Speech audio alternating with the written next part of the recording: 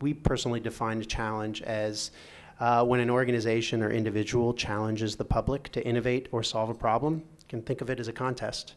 It's just sometimes it's really more of an exciting contest. And you may have heard of some of the big ones. Actually, Napoleon had a few challenges. One of them was to preserve food in times of war and long voyages, and somebody figured out if you suck all of the air out of a wine bottle, you could create the vacuum. And that's how the vacuum and actually canning was invented, from a challenge for Napoleon. And the X Prize, as Bev mentioned, has done several great sort of big long-term 4 to 7 year challenges to solve big problems. You may have heard of the Netflix Prize, which was a challenge by Netflix to improve their movie recommendation algorithm by 10%.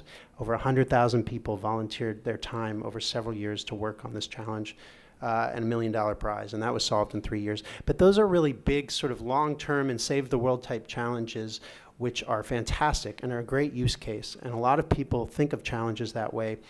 But in our head, we still had this Windows on the Mac challenge in our mind and said, well, people are running contests all the time about all kinds of things, and the sort of basic emotion behind this is get the competitive spirit flowing, or people are motivated by more than just money, but status and recognition and intellectual stimulation and as I mentioned, the competitive spirit and money and all of these other things.